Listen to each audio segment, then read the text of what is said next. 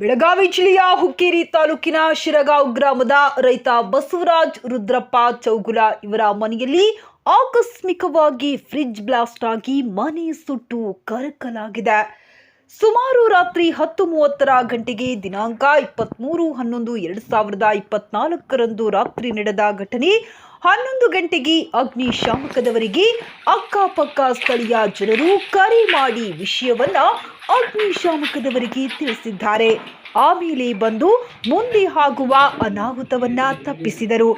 ಆದರೂ ಜೀವಹಾನಿಯಾಗಿಲ್ಲ ಯಾರಿಗೂ. ಸುಮಾರು 9 ರಿಂದ 10 ಲಕ್ಷದವರೆಗೆ ಹಾನಿಯಾಗಿದೆ.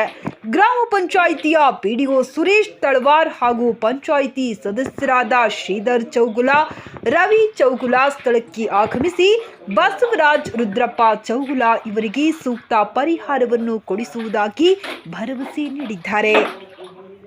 ವರದಿ ಬಿಆರ್ ನ್ಯೂಸ್. ಪ್ರಧಾನ ಸಂಪಾದಕರು ಹಾಗೂ ಕರ್ನಾಟಕ ಪ್ರಜಾದರ್ಶನ ಪತ್ರಿಕೆ ಜಿಲ್ಲಾ ವರದಿಗಾರರು ಷಣ್ಮುಖ ದೇವರಮನಿ.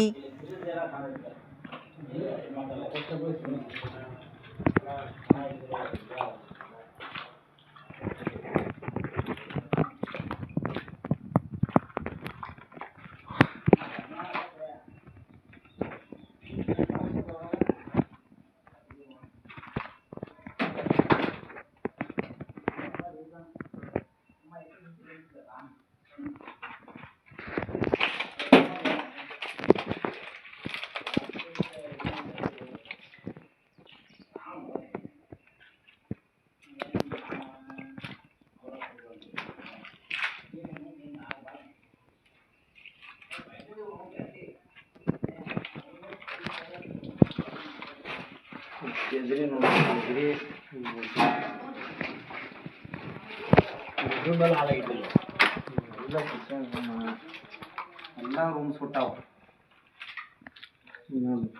ಕೆಜರಿ ಸುಟ್ಟೈತೆ ನೋಡಿ.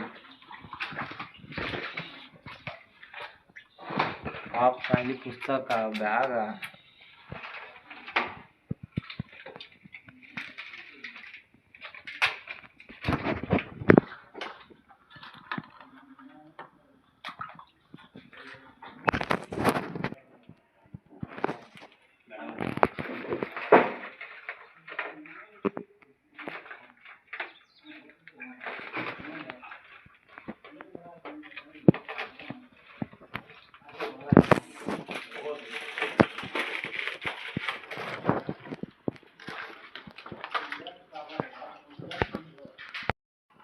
ಇದು ಎಷ್ಟು ಗಂಟೆಗೆ ಆಯ್ತು ರೀ?